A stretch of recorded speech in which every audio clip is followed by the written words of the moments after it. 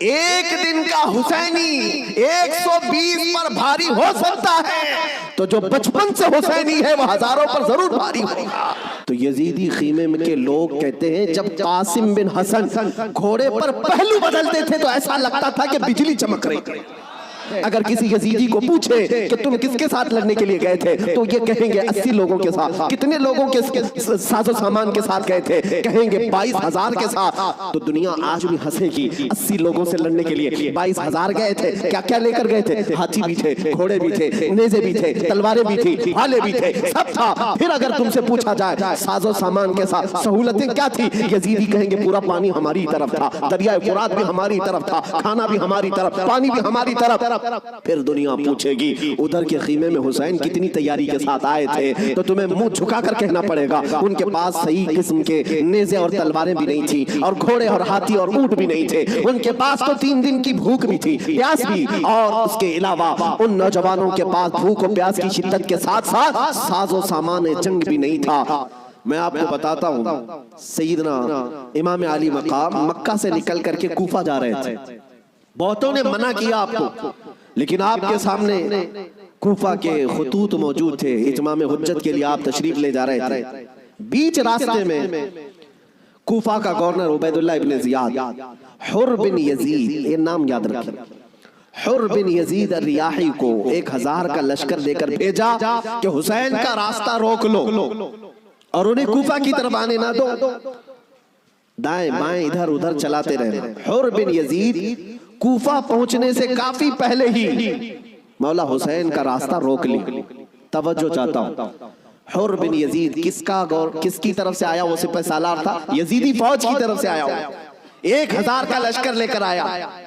لیکن جب وہ آیا مولا حسین کے پاس، راستہ روک لیا اور کہا ہم آپ کو کوفہ جانے نہیں دیں گے، آپ بغاوت کر رہے ہیں وقت کے خلیفہ امیر المومنین یزید سے۔ ان کے ذوم باطل میں یہی تھا، اور اس کے بعد وہ راستہ روکے اتنی دور تک چلتا رہا، کبھی دائیں کبھی بائیں۔ امام حسین ایک جگہ پر جب پڑاؤ کرتے ہیں، ظہر کا وقت ہے، اذان ہوئی، نماز کے لیے جماعت قائم ہو رہی ہے، امام حسین نے اس حر بن یزید سے پوچھا جو 1000 لشکر کا سپہ سالار تھا، کہا ہم نماز پڑھنے جا رہے ہیں، ہم اپنی نماز پڑھ لیں، کیا تمہاری جماعت الگ ہوگی، ہماری جماعت الگ ہوگی؟ حر بن یزید نے کہا نہیں، امام آپ ہی ہوں گے، ہم مقتدی ہوں گے، اقتداء ہم کریں گے۔ امام حسین مصلی پر ہیں، راستہ روکنے کے لیے جو آیا ہے یزید کا سپہ سالار، وہ اقتداء کر رہا ہے، 1000 لشکریوں کے ساتھ اقتداء کر رہا ہے، ظہر میں بھی، عصر میں بھی، مغرب میں بھی، عشاء میں بھی، کنٹینیو جو نمازیں ہوتی ہیں نماز امام حسین ہی پڑھاتے ہیں، اور راستہ روکنے کے لیے آیا ہوا یزید کا سپہ سالار اقتداء کر رہا ہے۔ میں علماء سے کہتا ہوں میرے عزیزوں، بڑا عظیم نکتہ ہے، اگر حسین کے سچے وفادار ہو تو آج بھی ہزاروں یزیدی تمہاری بھی اقتداء کرنے کو تیار ہیں، کرتے ہیں، مجبور ہیں۔ اگر سچے حسینی بن جاؤ تو اقتداء تو ہوگی، لیکن جو بات مجھے عرض کرنی ہے وہ یہ، راستہ روکا اور اس کے بعد پھر پیغام آیا کہ امام حسین کو کوفہ کی طرف آنے مت دینا، کسی اور راستے کی طرف لے جاؤ، کسی اور راستے کی طرف وہ زبردستی لے گیا۔ پھر وہ میدان آیا جس کو کربلا کہا جاتا ہے، امام حسین وہاں اتر گئے، اور ایسی جگہ پر آپ کو اتارا گیا جہاں پانی نہ ملے، دریا کے اوپر سارے یزیدی فوج کا قبضہ۔ اب سنیے، محرم کا مہینہ ہے، 7ویں آ گئی، 8ویں آ گئی، اس کے بعد یہ صلح مصالحت کی بھی باتیں چلتی رہی۔ امام حسین نے پیغام بھیجا تھا عبید اللہ ابن زیاد کو، 3 آپشن دیے تھے، کوئی قبول کر لو، لیکن وہ ظالم آپ کے خون کے در پہ تھے، مانے نہیں، 4000 کا لشکر دے کر بھیجا۔ پھر اس کے بعد تقریباً 15000 کا لشکر دے کر بھیجے، 15000 یا 16000 کا لشکر دے کر دوبارہ بھیجا۔ اب یہ 9ویں محرم آئی ہے، توجہ چاہتا ہوں، 22000 کا لشکر۔ امام حسین نے خطبہ دیا کہ میں تمہارے پاس جنگ کرنے کی نیت سے نہیں آیا، تم میری عظمت نہیں جانتے، میں فاطمہ زہرا کا بیٹا ہوں، حیدر کرار کا نور نظر ہوں، رسول اللہ کا نواسا ہوں، میرے خون سے اپنے ہاتھ رنگین نہ کرو، ان پر کوئی بات اثر نہ کرے۔ اس کے بعد حر بن یزید جو 1000 کا لشکر لے کر سب سے پہلے راستہ روکنے آیا تھا، وہ یزیدیوں کے پاس آیا اور کہا ان کی ایک بات تو مان لو، وہ جنگ کرنے نہیں آئے، اگر وہ صلح چاہتے ہیں تو ختم کر دیتے معاملہ، لیکن یزیدی فوج کے جو بڑے سپہ سالار تھے عمرو بن سعد یا شمر، ان لوگوں نے کہا اے حر، تجھے مصالحت کرنے کے لیے نہیں بھیجا گیا ہے، تجھے فوجی بنا کر بھیجا گیا ہے، لڑنا ہے تو ہمارے ساتھ لڑو ورنہ یہاں سے دفع ہو جاؤ۔ جب یزیدی فوج کے بڑے سپہ سالاروں نے حر بن یزید کی بات نہیں مانی تو سنو، پورے مجمع میں وہی حر جو یزید کا سپہ سالار تھا اعلان کرتا ہے تمہاری سپہ سالاری تمہیں مبارک ہو، میں حسین کے خیمے میں جاتا ہوں۔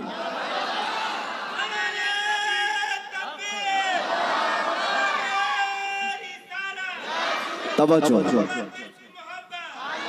حر بن یزید نے کہا مجھے اب نظر آ رہا ہے کہ حق اور حقانیت حسین کے خیمے کی طرف ہے، مجھے جانے دو۔ ان لوگوں نے کہا تم جا سکتے ہو۔ حر بن یزید کو پتا تھا حسین کے ساتھ جانے کا کیا انجام ہو سکتا ہے، 22,000 کا لشکر جرار ہے اور ادھر صرف 80-82 لوگ ہیں۔ ایسے وقت میں ایک چھوٹی جماعت کا ساتھ کون دے سکتا ہے جہاں بھاری بھرکم لشکر سامنے موجود ہو؟ میرے عزیزو، ایک چھوٹی جماعت کا ساتھ صرف وہی دے سکتا ہے جس کے سینے کو مولا ہدایت کے لیے کھول دیتا ہے۔ میں نے دیکھا ہے مصیبتوں کے وقت کون ہمارے ساتھ کھڑا ہوتا ہے۔ لوگوں کی نظروں میں بہت بڑی بڑی حکومتیں ہوتی ہیں، ارے بہت سارے لوگ تو ڈر جاتے ہیں ان کے ساتھ کھڑے ہو جائیں، فوٹو میں آ جائیں گے تو کل کیس ہمارے اوپر بھی ہو جائے گا۔ میرے عزیزوں، میں اپنی بات نہیں کرتا، لیکن ایک بات ضرور ہے، حق جماعت اگر اقلیت میں بھی کیوں نہ ہو، اللہ کی مدد آج یا کل اسی کے ساتھ ہوگی۔ اگرچہ آج وہ مظلوم نظر آئے لیکن اللہ تعالیٰ غالب فرمائے گا۔ حسین اعظم کے پاس حر بن یزید آ گئے۔ جس بات کی طرف میں تمہیں لے جا رہا ہوں اس کے لیے اتنا لمبا واقعہ بیان کرنا پڑا، جو اصل لب لباب ہے، جو خلاصہ ہے اس واقعے کا، وہ ابھی عنقریب بیان کرتا ہوں۔ نوجوانوں توجہ سے سنو، توجہ۔ حسین ابن علی رضی اللہ تعالیٰ عنہ کے پاس آ گیا حر بن یزید، قدموں میں گرا، کہا مولا مجھے معاف فرما لے، میں نے راستہ روکا آپ کا، میں آپ کو مجبور کیا اس میدان میں آنے کے لیے، لیکن میں آپ کے ساتھ اب اس وقت تک رہوں گا جب تک میری آخری سانس نہ آ جائے، میں آپ کی حمایت میں لڑوں گا۔ امام حسین نے اس سے کہا حر کہ میں نے تجھے معاف کر دیا، لیکن جا تو اپنے بیوی بچوں کے ساتھ، میری اس چھوٹی جماعت کے ساتھ رہے گا تو جان کا خطرہ ہے۔ حر بن یزید نے کہا میں نے جو راستے میں آپ کے ساتھ کیا اس کا کفارہ جان دینے سے بھی میں سمجھتا ہوں ادا نہ ہو پائے، اس لیے میں آخری سانس تک آپ کے ساتھ رہوں گا۔ رہا ساتھ میں، 10ویں محرم آ گئی۔ اب جو بیان کرنا ہے توجہ سے، جانتے ہیں صبح نکارہ بجا، طبل بجے، ادھر جنگ کی ابتدا ہوئی۔ یزیدیوں کی طرف سے عمرو بن سعد نے پہلا تیر چلایا اور اعلان کیا کہ ہم حسین ابن علی کے ساتھ جنگ شروع کر چکے ہیں۔ جنگ جب شروع ہو گئی، امام حسین رضی اللہ تعالیٰ عنہ کے اہل بیت کو کسی نے اترنے نہیں دیا، جو آپ کے ساتھی تھے، جو آپ کے ساتھ آئے ہوئے تھے، جو اہل بیت سے نہیں تھے۔ 5 صحابی رسول بھی ہیں مولا حسین کے ساتھ، صحابی رسول بھی تھے، وہ جب تک ساتھی رہے خاندان حسین سے ایک کو بھی میدان میں آنے نہیں دیا۔ اور جانتے ہیں اس میدان کربلا میں پہلے اترنے والا کون تھا؟ وہی حر بن یزید، اور کس کی جانب سے؟ امام حسین کی طرف سے۔ ایک بات مولا قدیر و جبار کی تمہیں سمجھنا پڑے گا، اگر وہ ہدایت دینے پر آئے تو کفر کی طاغوتی طاقتوں میں سے بھی کسی کو ہدایت دے کر کے اس کو پاسبان اسلام بنا سکتا ہے، اور کبھی گمراہ کرنے پر آئے تو کعبہ کے قریب رہ کر کے بھی کوئی گمراہ ہو سکتا ہے۔ ہاں یہ بات سمجھ کر کے چلو، جب مولا تعالیٰ ہدایت دیتا ہے، ہم نے یہاں پر بھی دیکھا ہے کہ بابری مسجد کو شہید کرنے والے آتنکی بہت سارے تھے، لیکن ہم نے برسوں بعد ایک شخص کا نام سنا تھا کہ وہ دائرہ اسلام میں آیا اور نمازی بھی بنا، پابند بھی بنا، داڑھی بھی رکھا، بلکہ تبلیغ اسلام بھی کرتا رہا، تبلیغ اسلام بھی کرتا رہا۔ اور وہ یہ کہتا رہا ایک زمانہ وہ تھا جب میں ہتھوڑا لے کر کے گنبد کو توڑ رہا تھا، لیکن آج ایک زمانہ یہ ہے کہ میری پیشانی ہر جگہ سجدہ الہی کے لیے جھک جایا کرتی۔ مولا جس کو جہاں سے چاہے ہدایت عطا فرمائے۔ حر بن یزید امام حسین کی طرف سے پہلے میدان میں اترنے والے۔ اب میں آتا ہوں اسی بات پر جس کے لیے میں اتنا لمبا واقعہ آپ کو سنایا۔ مقابلہ دو بدو تھا، ایک کے بعد دیگرے مقابلہ تھا۔ حر بن یزید جب گھوڑے پر سوار ہو کر مقابلے کے لیے آیا تو یزیدیوں کی طرف سے پہلوان آتے رہے، سپاہی آتے رہے، مقابلہ کرتے رہے۔ یہ تنہا حر بن یزید کا مقابلہ صبح سے لے کر کے دوپہر تک چلتا رہا۔ باقی بہت سارے مقابلے ہوئے، تھوڑی تھوڑی دیر کے بعد سب جام شہادت نوش کرتے رہے، یہ زوال کے بعد، لیکن حر بن یزید کا مقابلہ صبح سے چلتا رہا۔ اور میں نے جب تاریخ میں یہ بات پڑھی تو مجھے حیرت ہوئی کہ تنہا حر بن یزید اکیلے گھوڑے پر آیا اور یزیدیوں سے ایک کے بعد دیگرے لڑتا رہا۔ گھنٹوں کے مقابلے کے بعد جن لوگوں کو حر بن یزید نے مارا تھا ان کی لاشیں گنی گئی تو 120 لاشیں پڑی ہوئی تھی۔ یہی بات مجھے کرنا ہے، یہی بات مجھے کرنا ہے۔ تنہا ایک حسینی 120 کو مار گرا سکتا ہے کربلا کے میدان میں۔ تم صرف یہ سنتے ہو کہ حسین اعظم کے بچے شہید ہو گئے ہیں، لیکن حسینیوں نے جن کو کاٹا ہے وہ کیوں نہیں سنتے؟ وہ کم نہیں تھے، بہتوں کو فنا فی النار کیا۔ اب جو بات کہنی ہے وہ یہ ہے، حر بن یزید خاندان حسین سے نہیں ہے، اہل بیت سے نہیں ہے، انصار میں سے بھی نہیں ہے جو ساتھی وہاں سے آئے تھے، بلکہ ایک دن پہلے توبہ کر کے حسینی بنا تو دوسرے دن کی طاقت کا حال یہ ہے۔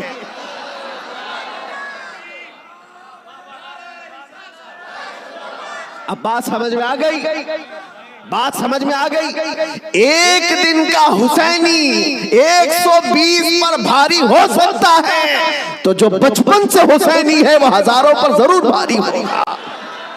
کیوں نہ بھاری ہوگا؟ اعلیٰ حضرت فاضل بریلوی رضی اللہ تعالیٰ عنہ نسبت قادریت پر فخر کرتے ہوئے کہتے ہیں، کیا دبے جس پہ حمایت کا ہو پنجہ تیرا، شیر کو خطرے میں لاتا نہیں کتا تیرا۔ عزیزان گرامی، نسبت قادریت پر جب اتنا فخر ہے تو نسبت حسینی پر کتنا فخر ہو۔ مولا حسین کی نسبت نے اچھے اچھوں کو جوان کر دیا، اور ان کے سگے بھتیجے امام قاسم نے، جانتے ہو عمر کیا تھی امام قاسم کی؟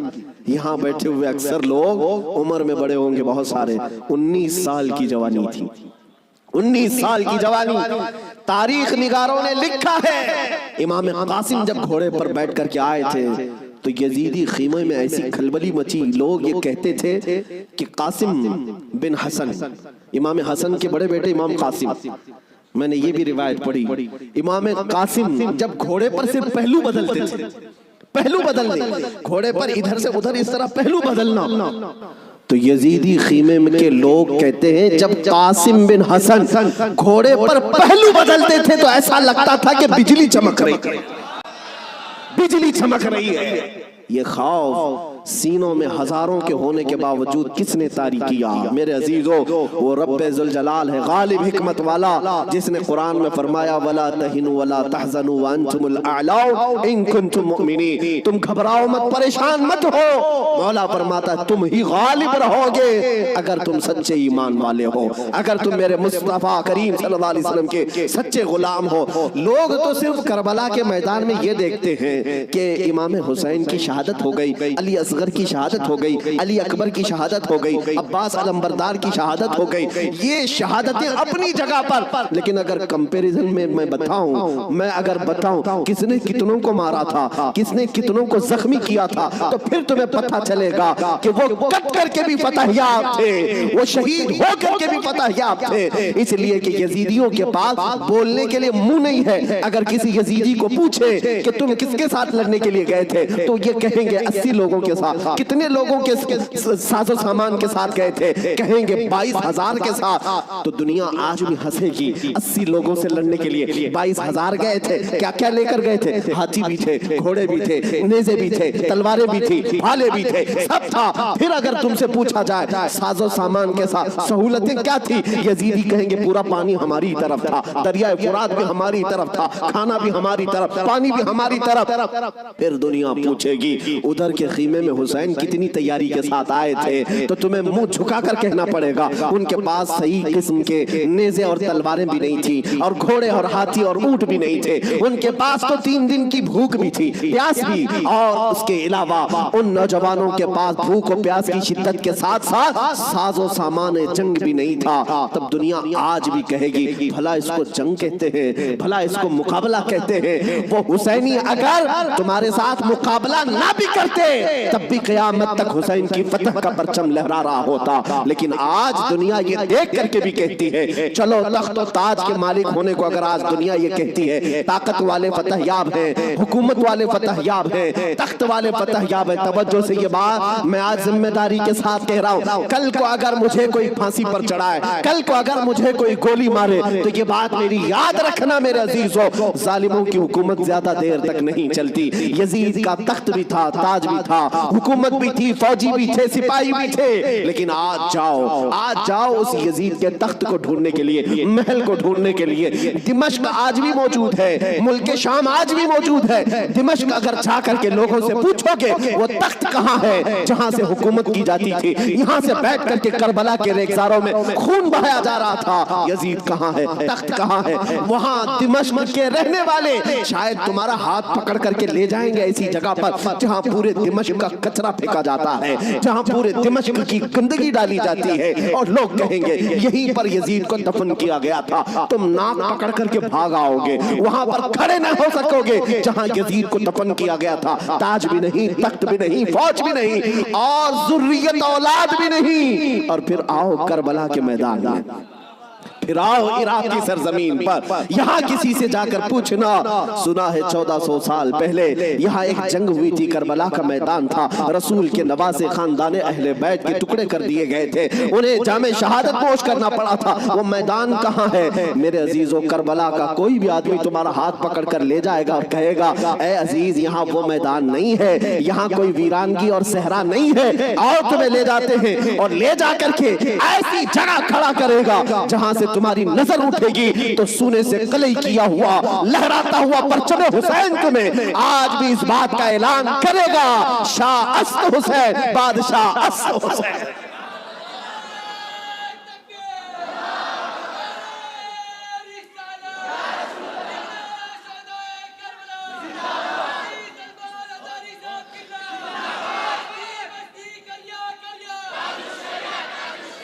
जानते हो बहुत सारे बच्चे, बहुत सारे नौजवान किसी न किसी शख्सियत को अपना आइडियल बनाते हैं बचपन से। अल्हम्दुलिल्लाह, मैं ये तहदीस नेमत के लिए कह रहा हूँ, अल्लाह मेरी माँ को सलामत रखे, जिनसे मैंने वाक़यात सुने हैं तो खालिद बिन वलीद के सुने थे। और हमारे आइडियल जो बुजुर्ग हैं उसमें मौला इमाम हुसैन है, हमने उनको आइडियल बनाया है, आप भी बना लो, इसलिए कि इन लोगों को जिसने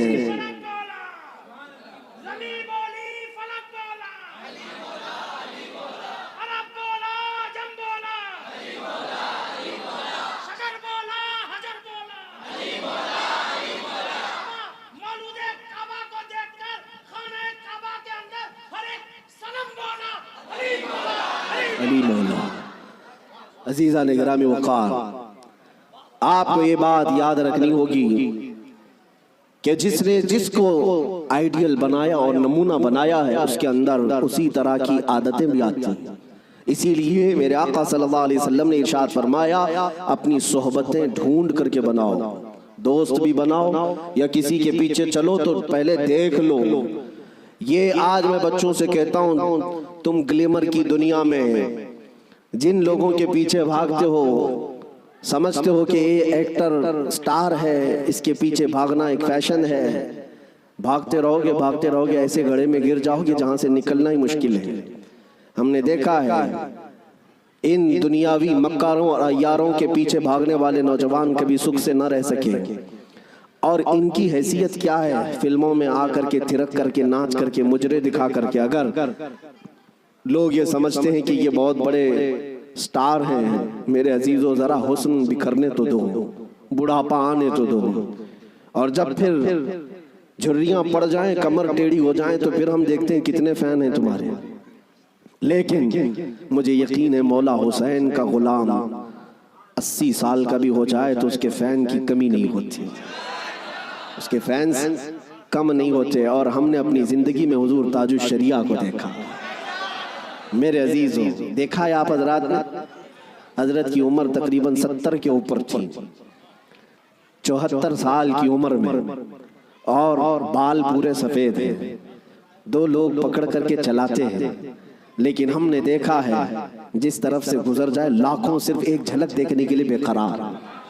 उन नौजवानों से पूछो دنیا تو فلم سٹاروں کے پیچھے بھاگتی ہے اور تم 70 سال کے اوپر اس بزرگ کو دیکھنے کے لیے بےتاب و بے قرار ہو.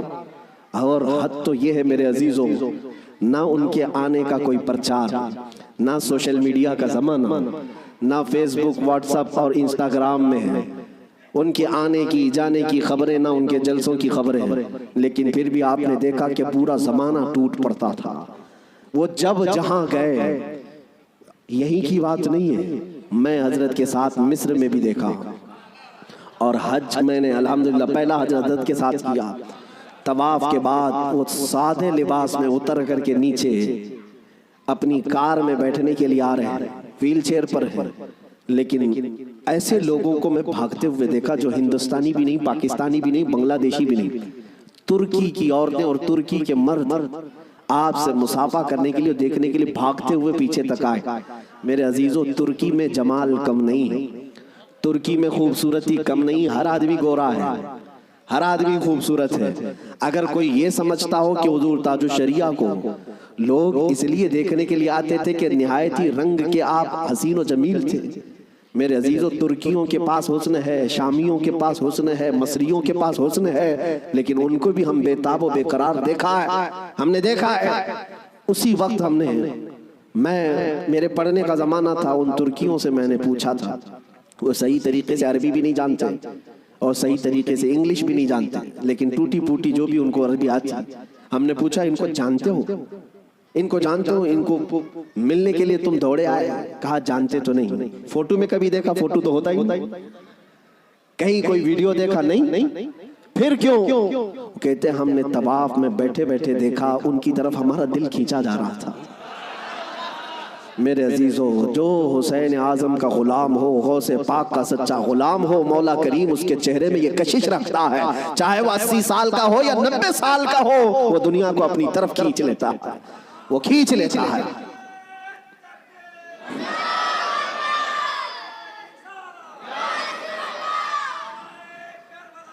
اب آؤ میں آپ کو بات بتا دوں، مر جانا، کٹ جانا، یہ ہماری انتہا نہیں ہے. اگر کوئی یہ سمجھتا ہے کہ ہمیں پھانسی دے کر کے یہ ختم کر دے گا تو اس کی خام خیالی ہے. یہاں پر انگریزوں کا دور تھا، 100 سال تک یہ اتنا ظلم کرتے رہے. ہندوستان میں آج بھی وہ تاریخ رقم ہے، لیکن سب سے زیادہ انہوں نے اگر کسی پر ظلم کیا تو مسلمانوں پر ظلم کیا انگریزوں نے. اور ان کو بھی آپ میں بتاؤں، آج پھر وہ دور ہمیں نظر آ رہا ہے ظلم کا، کسی ایک خاص کمیونٹی کو ٹارگٹ کرنا. انگریز ڈرتے تھے کس سے جانتے ہیں؟ جن لوگوں سے وہ ڈرتے تھے وہ کالا پانی کی سزا دیتے تھے. انڈمان نکوبار، جزیرہ انڈمان کو بھیجتے تھے، لیکن جزیرہ انڈمان نکوبار میں جو جیل ہے جہاں بھیجتے تھے، وہاں سب سے زیادہ اگر کسی کو انہوں نے بھیجا ہے تو وہ علماء اہل سنت کو بھیجا ہے. یعنی آج سے 100 سال پہلے بھی انگریزوں کے خیمے میں کھلبلی تھی تو علماء سے ہی تھی، حق بولنے والے علماء ربانیین. اور پھانسی پر چڑھایا ہے 30,000 علماء کو اہل سنت و جماعت کے. ایک بات میں آپ کو بتانا چاہتا ہوں، علامہ کفایت علی کافی رحمت اللہ علیہ، مراد آباد شہر کے رہنے والے ایک عاشق رسول، ان سے انگریز اتنا ڈرتے تھے کیونکہ جانتے تھے کہ ان کی زبان سے نکلے ہوئے کلمات سے اچھے اچھوں کے دل بدل جاتے ہیں. ان کو پتا ہے عالم ربانی، عالم حقانی کی زبان کو وہ توپ سے زیادہ اہمیت دیتے ہیں. کوئی توپ اور بندوق سے مارے اس سے زیادہ اہمیت ان کو ایک عالم ربانی کی زبان سے نکلے ہوئے حق جملے. اسی لیے کفایت علی کافی کو گرفتار کرنے کے لیے جانتے کتنے لوگ آئے تھے؟ انگریز فوج کے 3,000 لوگ آئے تھے ایک عالم کو گرفتار کرنے کے لیے. ہمیشہ دنیا کے ظلم نے یہ بتایا ہے کہ یہ بزدل ہوتے ہیں، ہمیشہ بتایا ہے انہوں نے کہ باطل خیموں میں اکثر مادہ ہوتے ہیں، ان میں شیر نر نہیں ہوتا. ایک اہل سنت و جماعت کے عالم ربانی کو گرفتار کرنے کے لیے 3,000 کی فوج آئی اور گرفتار کیا. اور انہیں گرفتار کر کے سزائیں کیا دی تھی جانتے ہیں؟ ان کے جسم پر گرم استری پھیری جاتی تھی، اور جب ان کی چمڑی جل جاتی تھی تو نمک چھڑکا جاتا تھا. یہ کفایت علی کافی رحمت اللہ علیہ، تقریباً 1 ہفتے تک انہیں سزائیں دی گئی، اور پھر کہا جانے لگا کہ تم فتویٰ بدل لو. تم اپنی باتیں بدل لو، ہم اپنی حکومت میں تمہیں اہم عہدہ بھی دے دیں گے اور ماہانہ وظیفہ بھی جاری کر دیں گے۔ مگر وہ کفایت علی کافی عاشق رسول تھے، بازار مصطفیٰ میں بکا ہوا غلام پھر کسی انگریز کے ہاتھ میں کیسے بک سکتا ہے؟ میرے عزیزوں، وہ کفایت علی کافی اعلیٰ حضرت سے پہلے کے ہیں، اعلیٰ حضرت سے پہلے کے 1857 کی بات کر رہا ہوں، غدر جس کو کہتے ہیں انگریز۔ اس وقت کفایت علی کافی سے کہا ان لوگوں نے، آپ نے کہا میں اپنے جملوں کو اور اپنی زبان کو بدل لوں، وہ بھی میرا دین اتنا ہلکا اور سستا نہیں ہے۔ میرے جسم کو ابھی تم نے صرف استری سے پھیرا ہے، اگر ٹکڑے بھی کر دو تو میں اپنے اسی عزم پر باقی رہوں گا، اس لیے کہ کربلا کی داستان ہم نے بھی پڑھی ہے۔ میرے عزیزوں، کفایت علی کافی رحمت اللہ تعالیٰ علیہ کو 7 دن کے بعد تقریباً ایک چوراہے پر پھانسی کے لیے لایا گیا اور سارا مجمع بھی تھا، پھانسی پر آپ کو چڑھایا گیا، اور اس عاشق رسول سے انہوں نے کہا تھا کہ اگر کوئی آخری خواہش ہے تو بتاؤ۔ ایک سچا عاشق رسول یہ نہیں کہتا کہ بیوی کو دیکھ لوں، بچوں سے بات کر لوں، جائیداد پراپرٹی کی وصیت کر لوں، بلکہ وہ کہتا ہے عاشق رسول پھانسی کا پھندا لگنے سے پہلے خواہش یہ ہے کہ ایک بار نعت رسول پڑھ لوں۔ اور پھر کہا گنگناتے ہوئے، کوئی گل باقی رہے گا نہ چمن رہ جائے گا، پر رسول اللہ کا دین حسن رہ جائے گا۔ اطلس و کم خواب کی پوشاک پہ نازاں نہ ہو، اس تنے بے جان پر صرف خاکی کفن رہ جائے گا۔ سب فنا ہو جائیں گے کافی وہ، لیکن حشر تک نام حضرت کا زبانوں پر چلن رہ جائے گا۔